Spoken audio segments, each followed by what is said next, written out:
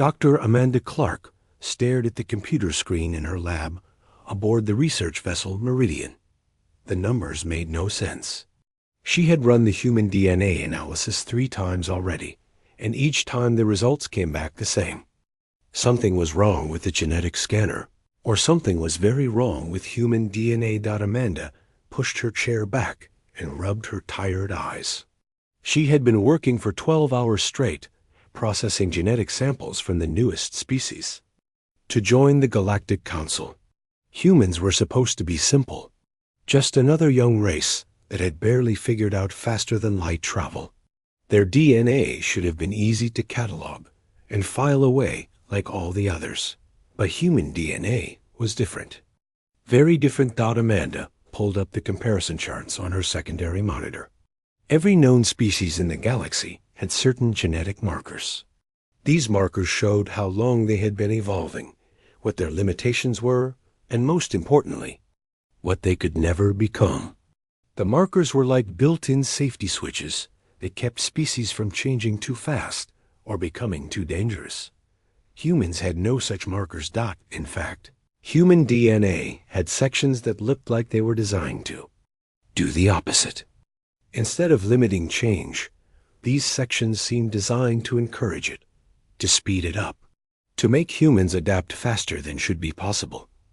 Amanda walked over to the sample storage unit and pulled out vial number 7429. Inside was a small amount of blood from a human volunteer named Jack Peters. According to his file, Jack was a completely normal human. He worked as a cargo handler on Earth and had no special training or abilities. He was as average as humans got, but his DNA told a different story. Amanda placed the vial back in storage and returned to her workstation. She opened a new analysis program and began running deeper scans. What she found made her hands shake. Hidden in what other species called junk DNA, humans carried dormant genetic sequences. These sequences were inactive, sleeping, but they were there. And they were complex. More complex than anything Amanda had ever seen.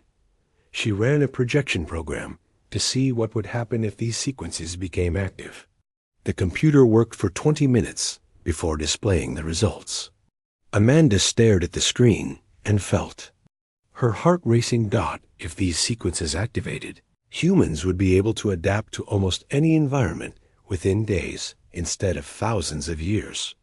They would be able to survive radiation that killed other species.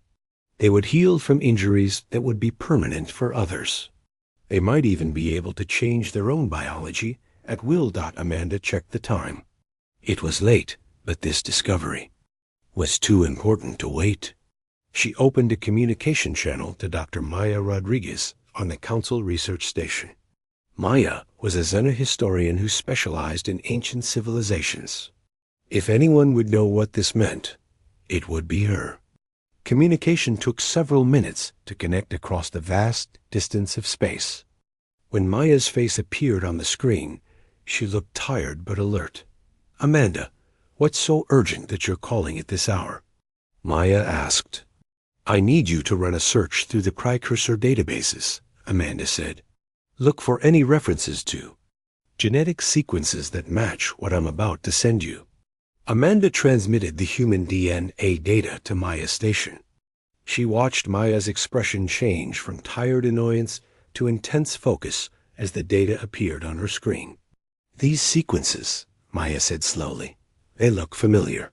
Give me a few minutes to run the search." Amanda waited, watching Maya work. At her console, the minutes stretched on. Finally, Maya looked back at the screen, and her face was pale. "Amanda," Maya said quietly, "these sequences match fragments found in precursor ruins, not just similar matches." "Exact matches. What does that mean?" Amanda asked, though she was beginning to fear she already knew. The precursors left warnings about a species they called the Inheritors, a young race that seemed harmless at first, but had the ability to evolve without limits. According to the records, the inheritors destroyed the last great galactic civilization. Amanda felt cold. How long ago? 50,000 years, Maya replied. The precursors spent their final centuries trying to contain the inheritors, but it was too late. The last records speak of the inheritors spreading across the galaxy, changing, becoming something beyond what any species had achieved before. Amanda looked at the human DNA data still displayed on her screen. Maya, what if humans are not just similar to the inheritors? What if they are the inheritors? Before Maya could answer, an alarm sounded in Amanda's lab. Her communication system was receiving an urgent message marked with the highest priority codes. Amanda opened the message and felt her blood turn to ice. The message was from the Galactic Council's Biological Security Division. All human genetic material was to be immediately classified and transferred to Maximum Security Vault Omega 7. No exceptions. No delays. No questions. Amanda looked back at Maya's image on the screen. Did you get a message too? Maya nodded grimly. All research on human genetics is being shut down. They want every sample, every scan, every piece of data transferred to the vault within the next 6 hours. They know, Amanda whispered. Or they suspect, Maya replied. Either way, this discovery dies here. We never found these sequences. We never made this connection. Do you understand? Amanda nodded, but her mind was racing. If the Council was moving this fast to contain information about human genetics, it meant they were scared. Very scared. She began transferring her data to the secure channels as ordered, but she kept copies hidden in her personal files. This was too important to simply bury and forget. As Amanda worked, she thought about the humans she had met during her research. They seemed so normal, so harmless. Jack Peters with his simple job and quiet life. Dr. Lisa Harper, the marine biologist who had volunteered blood samples for xenobiology studies. Commander Jake Morrison, who commanded the human escort ship that had brought the samples to the Meridian. None of them seemed like the descendants of a species that had once threatened the entire galaxy. But then again, according to Maya's research, the inheritors had seemed harmless too. Amanda finished the data transfer and leaned back. In her chair, the lab felt different now, charged with the weight of what she had discovered. Somewhere in the galaxy, humans were going about their daily lives, unaware that their DNA carried the potential to reshape the universe. And somewhere else, the Galactic Council was deciding what to do about it. Amanda closed her eyes and wondered if she had just discovered the most important secret in galactic history, or if she had just signed humanity's death warrant. Professor Ben Carter brushed the ancient dust from the stone tablet with careful strokes of his soft brush. The hieroglyphs carved into the dark stone were unlike anything he had seen in 20 years of studying precursor ruins. These symbols seemed to pulse with urgency, as if the beings who had carved them were trying to scream a warning across 50,000 years of silence. Ben was alone on the dead world of Kepler 442b, working in the ruins of what had once been a great precursor city. The archaeological team had left him here with supplies for 3 months while they investigated other sites in the system. He preferred working alone anyway. The silence helped him think, and these ruins had secrets that demanded his full attention. The tablet he was cleaning had been buried under layers of debris in what appeared to be the city's central archive. Finding it had taken weeks of careful excavation, but Ben knew it was important. The placement, the protective covering, the quality of the stone, everything suggested this was a record the precursors had desperately wanted to preserve. As Ben worked, the hieroglyphs became clearer. The precursor language was complex, but he had been studying it for most of his career. The symbols told a story that made his hands tremble as he translated. The tablet spoke of a species called the Inheritors. According to the text, they had appeared in precursor space as young explorers much like humanity, had appeared in council space. They seemed peaceful and curious, eager to learn from older civilizations. The precursors had welcomed them, just as the council had welcomed humans, but the inheritors had been different. They changed, not over thousands of years like normal evolution, but within generations, sometimes within single lifetimes. They adapted to new environments faster than should have been possible. They survived conditions that killed other species. They learned and grew and became something more than what they had started as. Ben set down his brush and activated his recording device. The translation was too important to risk losing. He spoke slowly and clearly as he read the ancient text. The inheritors came to us as children come to teachers, Ben translated. They asked questions and learned our ways. We thought them harmless, even endearing in their eagerness. We did not see the danger until it was too late. Ben paused the recording and examined the next section of hieroglyphs. The symbols here were carved deeper, as if the precursor who had made them was pressing harder with each stroke. They began to change on the frontier worlds. Ben continued reading. First, it was small things, better reflexes, faster healing, resistance to diseases that had killed their companions. We thought it was natural adaptation. We were wrong. The tablet described how the inheritors spread through precursor space, taking on roles as explorers, researchers, and eventually leaders. Wherever they went, they changed to fit their environment. Desert worlds made them able to survive without water for weeks. Ice worlds gave them resistance to cold that defied biology. High radiation systems left them not only unharmed, but somehow strengthened. Ben felt a chill that had nothing to do with the cold air of the dead world. The description sounded familiar. Too familiar. He continued translating, and the tablet's message became more desperate. The precursors had tried to study the inheritors, to understand how they were changing so quickly. What they found terrified them. Their genetic structure was unlike anything in nature, Ben read, where other species had barriers that prevented runaway evolution. The inheritors had accelerators. Their DNA was designed not to limit change, but to encourage it. They were evolution without breaks, adaptation without end. The tablet described the final years of the precursor civilization. The inheritors had not conquered through war or violence. They had simply outgrown the need for the old ways. They had become something beyond what the precursors could understand or control. In the end, the great precursor civilization had faded away, not destroyed, but simply left behind as the inheritors evolved into something else entirely. Ben stopped recording and sat back on his heels. His mind was racing with implications he did not want to consider. He activated his long-range communicator and sent an urgent message to Dr. Maya Rodriguez at the Council Research Station.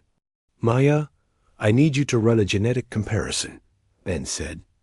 Into the communicator. I'm sending you precursor genetic fragments from the ruins here. Compare them to any recent species that have joined the Council, especially humans.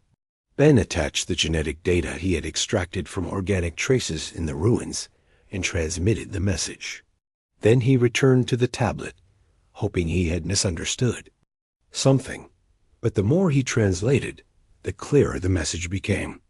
The precursors had left this tablet as a warning.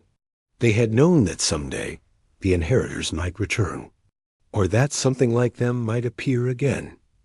Hours later, Ben's communicator chimed with Maya's response. Her voice sounded shaken when she spoke. Ben, the genetic fragments you sent match human DNA with 97.3% accuracy. The similarities are too precise to be coincidental. Ben closed his eyes and felt the weight of 50,000 years of history pressing down on him. Maya, there's more. The tablet describes how the inheritors were contained in their final phase. The precursors tried to quarantine them, but it was too late. The evolutionary process had already begun. What evolutionary process? Maya asked. Ben looked at the final section of the tablet, where the hieroglyphs were carved so deep they had nearly cut through the stone. The awakening. The tablet says that once the inheritors reached a certain population threshold and spread to enough worlds, their dormant abilities would begin to activate. Not in all of them at first, but in enough to start the cascade. How many is enough? Maya's voice was barely a whisper. Ben translated the numbers carefully. According to this, the process begins when the inheritors number in the billions and have established colonies on more than 100 worlds. The communicator was silent for a long moment. When Maya spoke again, her voice was hollow with realization. Ben, humans number over 12 billion, and they have colonies on more than 300 worlds. Ben stared at the ancient tablet, at the desperate warning carved by a dying civilization. The precursors had tried to tell the future about the inheritors. They had left this message hoping that someday someone would find it and understand. But understanding had come too late. If the tablet was right, the awakening had already begun. Council Speaker Zeth Kari of the Altarian Empire stood before the assembled representatives of 47 galactic civilizations. The great chamber of the Galactic Council had never held a session marked with such extreme secrecy. Even the recording systems had been disabled. What was about to be discussed could never be allowed to reach the general population of any world. Zeth Kari's forearms moved in the traditional gesture of grave importance as he addressed the council. His blue-scaled face showed the strain of the decision he was about to announce. Honored representatives, Zeth Kari began, his voice carrying the weight of authority built over centuries of leadership. We have called this emergency session to discuss a threat to galactic stability that surpasses anything we have faced in recorded history. The chamber fell silent. Representatives from dozens of species leaned forward in their seats. The Draknari war chiefs gripped their ceremonial weapons. The ethereal voidlings dimmed their natural luminescence. Even the ancient crystalline collective focused their shared consciousness on the speaker's words. 3 days ago, our archaeological and biological research teams made a discovery that connects recent genetic analysis with ancient precursor warnings. The evidence is undeniable. The species we know as humanity are not what they appear to be. Zeth Kari activated the chamber's holographic display system. Images of human DNA appeared in the air above the assembled representatives, rotating slowly, so all could see the complex genetic structures. Humans are the descendants of the species the precursors called the inheritors, the same species that brought about the collapse of the last great galactic civilization 50,000 years ago. The chamber erupted in shocked voices and clicking sounds as different species processed this information. The Draknari representative, General Vorthik, slammed his clawed fist on his speaking platform. Impossible, Vorthik growled. The humans are weak. They have barely mastered faster than light travel. They cannot be the same species that destroyed the precursors. Dr. Elena Foster, one of only 3 humans present in the chamber, felt her heart racing as she listened to the discussion. As a geneticist working for the Council's Biological Research Division, she had been called to provide expert testimony. But hearing her own species described as descendants of galactic destroyers made her hands shake. Zeth single quotes Carey gestured for silence and continued. Dr. Foster, please present your findings to the Council. Elena stood slowly and activated her data pad. Her voice was steady despite her fear as she began to explain what her team had discovered. Honored representatives, human DNA contains genetic sequences that we initially classified as non-functional. We now know these sequences are not inactive by accident. They are suppressed by a complex regulatory system that keeps them dormant. Elena displayed her genetic analysis for the Council to see. These dormant sequences contain instructions for rapid adaptation. enhanced healing, improved cognitive function, and what we can only describe as controlled evolution.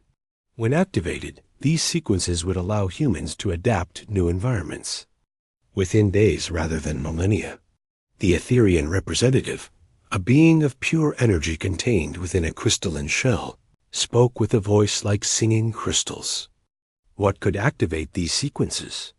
Environmental stress, radiation exposure, extreme survival situations, and certain chemical compounds, Elena replied. But most concerning is that the activation appears to be spreading. Once triggered, in one individual, it can be passed to offspring and may even spread to other humans through close contact. The chamber fell silent again as the implications sank in. Finally, the Voidling representative spoke, its words appearing as text on translation screens since Voidlings communicated through quantum fluctuations. How many humans show signs of awakening? Elena checked her datapad. Our surveillance indicates approximately 12,000 humans across 43 colonies show evidence of sequence activation. The number is growing exponentially. General. Vorthix stood again, his massive frame towering over his speaking platform. Then we eliminate them now, before they become a threat. The Draknari Armada can sterilize every human world within a standard month. No, said the Etherian representative firmly. We are not the precursors. We will not commit genocide based on fear of what might happen. Council Speaker Zethkari raised one of his 4 hands for order. The decision is not simple. We have reviewed the precursor records extensively. The inheritors did not conquer through violence. They simply evolved beyond the need for the existing order. The precursors faded away as the inheritors grew into something the galaxy could not contain. Dr. Maya Rodriguez, attending the session as a Xena historical consultant, stood to address the council. The precursor records indicate that the inheritors were not evil. They were simply too successful at adaptation.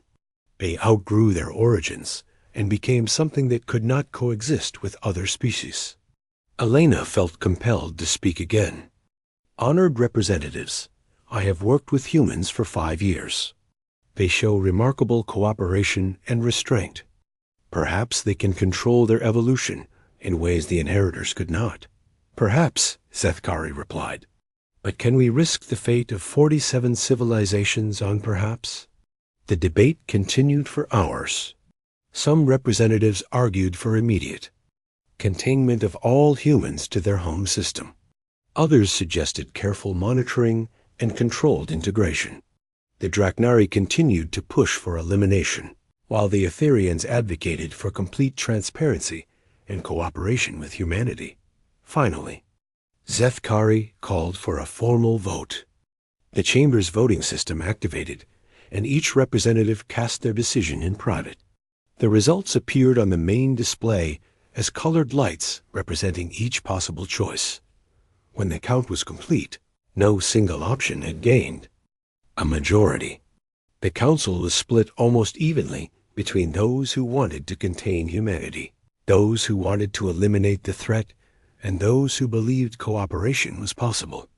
Given the divided nature of this vote, Zethkari announced, we will implement a compromise solution. Humanity will be given one chance to prove they can control their evolutionary awakening. All human genetic material will remain locked in Maximum Security Vault Omega-7 as evidence of their true nature. If humans can demonstrate restraint and cooperation as their abilities manifest, they will be granted full membership in the Galactic Council. The speaker paused, and his voice grew cold. However, if humans show signs of following the same path as the inheritors, they will be quarantined to their home system permanently. The safety of the galaxy must come first. Elena felt a mixture of relief and terror. Humanity had been given a chance, but it was a test they might not even know they were taking. As the council session ended and representatives began filing out of the chamber, she wondered if she should find a way to warn her species about what they were truly capable of becoming. The vote had been cast. Now the galaxy would wait to see if humanity could succeed where the inheritors had failed, or if history would repeat itself with even more devastating consequences. Dr. Rachel Wells stared at the genetic sequencer in her underground laboratory on Mars. The machine hummed quietly as it analyzed her own blood sample for the third time that week. Each test showed the same results. The dormant sequences in her DNA were becoming active. Rachel had been working in secret for 2 months, ever since she had intercepted classified communications about Project Containment. As one of Earth's leading geneticists, she had access to equipment and resources that most humans could only dream of. She had used that access to discover the truth about her own species. The awakening was happening faster than anyone realized. Rachel's fingers moved across the holographic display, examining the genetic changes occurring in her own cells. 3 weeks ago, she had been exposed to high levels of cosmic radiation during a solar storm. Instead of making her sick, the radiation had triggered something in her DNA, something that had been waiting for 50,000 years. Her reflexes were faster now. Her mind processed information more quickly. When she cut herself in a lab last week, the wound had healed completely within hours. She was becoming something more than human, and she was not alone. Rachel had been secretly testing other humans who worked in high-stress environments. Deep space miners, colony pioneers, military personnel stationed on dangerous worlds. Nearly 30% showed signs of genetic activation. The number grew every day. Across the solar system, Captain Nick Turner was facing his own crisis of conscience. He stood in the observation deck of the Earth Defense Station, watching supply ships move between Earth and the Moon. Each ship carried human colonists heading to frontier worlds, unaware that they might be carrying the seeds of galactic transformation. Nick had been present during the classified briefing where Earth's military leadership learned about the Council's decision. Humanity was being tested, but they did not know it. The test was simple in concept, but terrifying in reality. If humans could control their evolutionary awakening, they would be accepted into the galactic community. If they could not, they would be quarantined forever. The problem was that no one knew how to control something they barely understood. Nick activated his secure communication system and contacted his old friend Commander Jake Morrison, who was currently stationed on the frontier world of New Austin. Jake's voice came through clearly, despite the vast distance. "Nick, good to hear from you," Jake said, "though I suspect this is not a social call. Jake, I need to ask you something, and I need you to be completely honest. Have you noticed anything different about your crew lately? Anything unusual?" There was a long pause before Jake answered. "Funny you should ask. 3 of my people survived. An atmospheric processor explosion last week that should have killed them instantly. My medic says their injuries healed faster than anything she has seen before.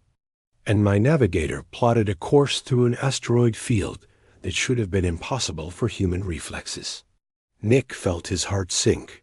The awakening was happening on frontier worlds, just as the precursor records had predicted.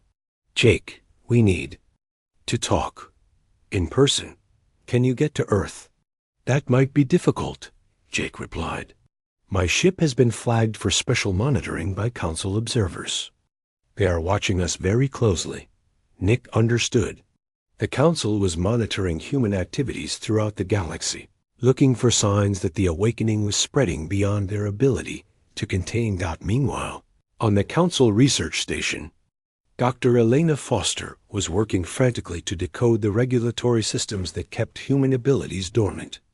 As one of the only humans with full access to the genetic data locked in Vault Omega-7, she felt the weight of her species' future on her shoulders. Elena had been analyzing the dormant sequences for weeks, trying to understand how they might be controlled or suppressed. What she found was both encouraging and terrifying. The sequences could be controlled, but only through conscious effort and training. Humans who were aware of their changing abilities could learn to regulate them, to keep them from spiraling out of control. But humans who were unaware of what was happening to them would continue to evolve without restraint. Elena opened a secure channel to Dr. Rachel Wells on Mars. The two women had been collaborating secretly, sharing data and theories about human genetic awakening. "Rachel, I have found something important," Elena said when the connection was established. "The control mechanisms are there, but they require conscious activation. Humans need to know what is happening to them if they are going to control it." Rachel's image appeared on Elena's screen, and Elena could see the changes in her colleague's appearance. Rachel's eyes seemed brighter, more alert. Her movements were more precise, more controlled. "Elena, I have been thinking the same thing," Rachel replied. "But if we tell humans what they are capable of becoming, some of them will embrace it completely.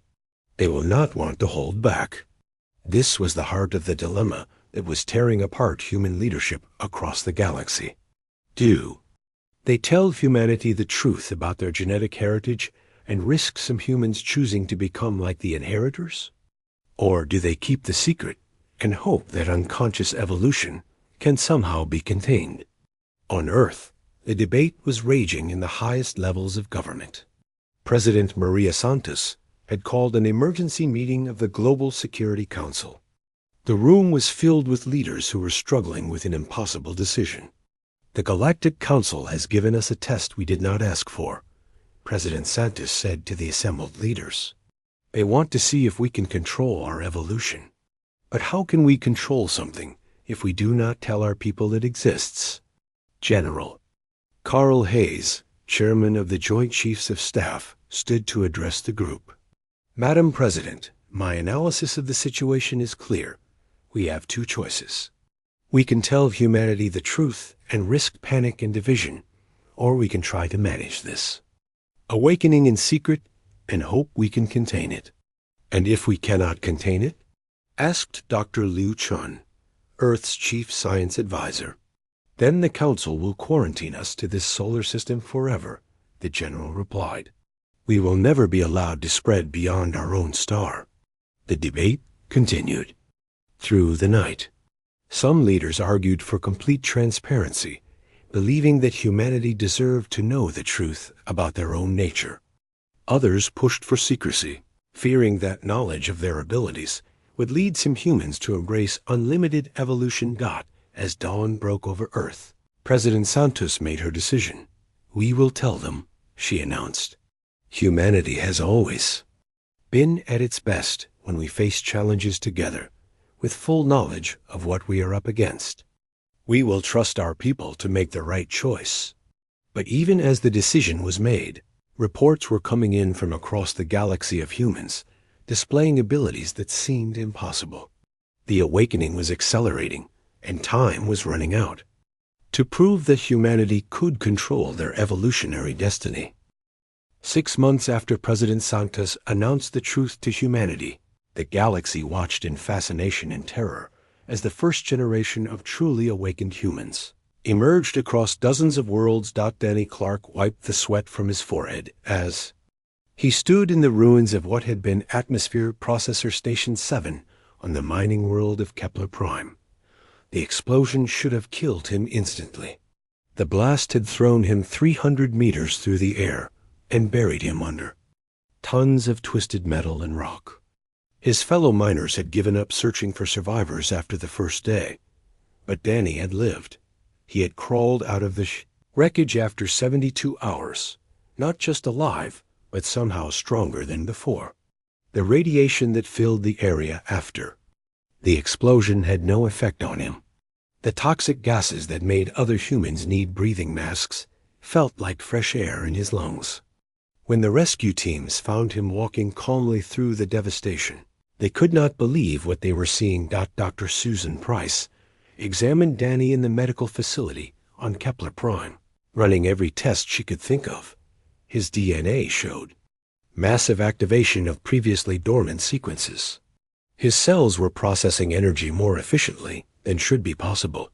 His immune system had adapted to neutralize toxins that had never existed on Earth. "How do you feel?" Susan asked Danny as she reviewed his test results. Danny considered the question carefully. "Different," he said finally. "Like I was asleep my whole life and just woke up. I can see things more clearly now. Understand things that never made sense before. It is like my brain is working at full capacity for the first time." Susan nodded and made notes in her medical file. She had been seeing similar cases across the outer colonies. Humans exposed to extreme conditions were not just surviving, they were thriving. And they were passing their abilities to their children. Halfway across the galaxy, deep space pilot Ryan Scott was experiencing his own awakening. His cargo ship had been caught in a cosmic storm that destroyed every instrument on board. The radiation levels should have been lethal. The gravitational distortions should have torn his ship apart. Instead, Ryan had navigated through the storm using senses he had never known he possessed. He could feel the flow of gravity around massive objects. He could sense electromagnetic fields that interfered with his equipment.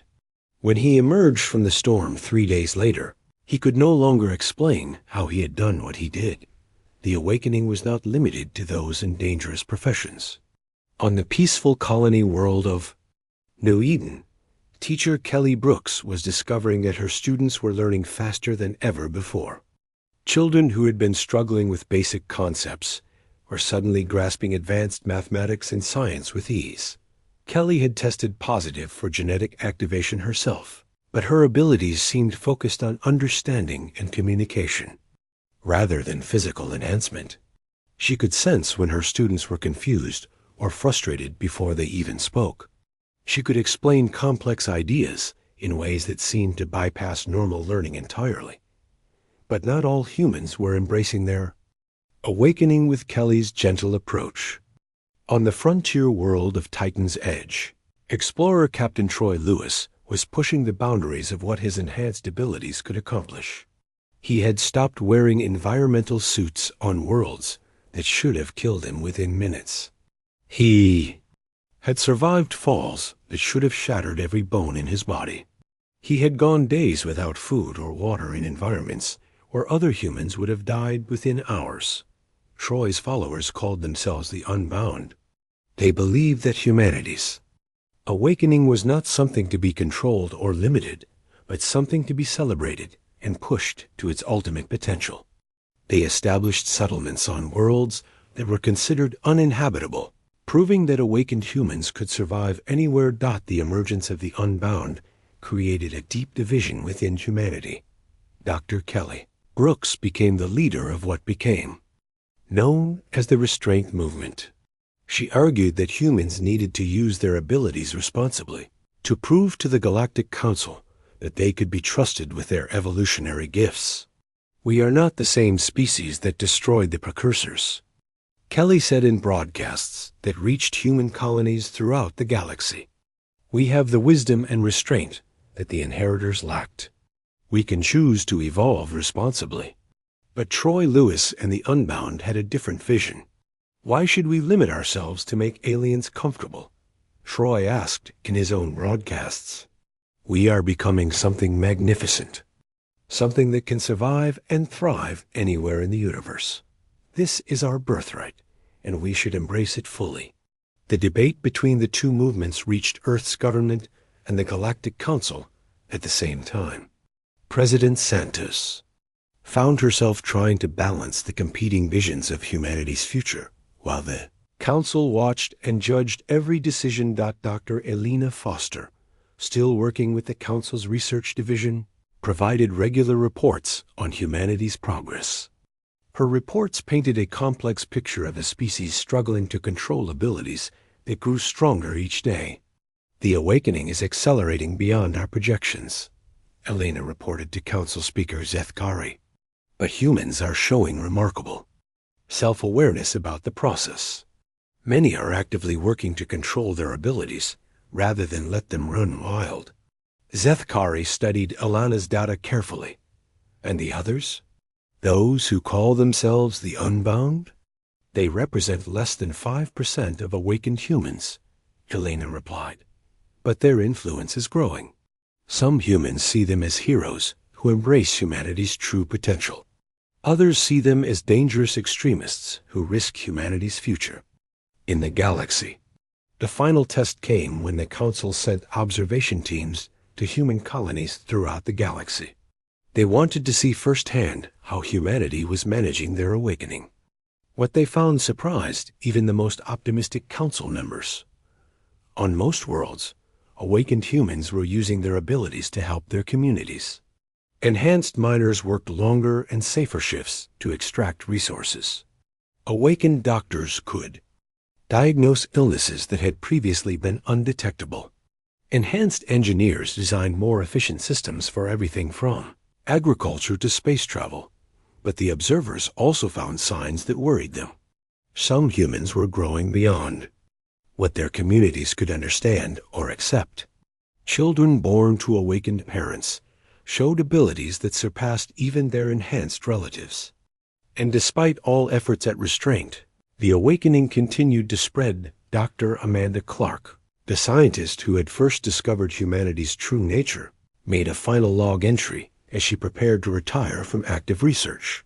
She had spent the last year studying the awakening process and had come to a conclusion that both terrified and amazed her. The human genetic samples remain locked in Maximum Security Vault Omega 7. Amanda recorded, "But I now understand that the vault was never meant to contain humanity's evolution. It was meant to preserve evidence of what we once were, before we became something the galaxy had never seen before." Amanda looked out at the stars visible from her laboratory window. Somewhere among those distant points of light, humans were building impossible cities on worlds that should have killed them. They were solving problems that had stumped galactic civilization for millennia. They were becoming something new. The age of humanity's childhood among the stars is ending. Amanda continued her recording. What comes next will determine whether the galaxy grows with us or is left behind as we evolve into something beyond current understanding. The precursors feared the inheritors because they could not control them. The question now is whether we can control ourselves. As Amanda finished her final log entry, reports continued to arrive from across the galaxy. The first generation of truly awakened humans was reaching maturity, and their children showed abilities that defied every scientific model. The galaxy held its breath, waiting to see whether humanity would prove worthy of the gift they had been given, or whether the ancient warnings about the inheritors would prove prophetic once again. The awakening could no longer be stopped. Only question that remained was what humanity would choose to become.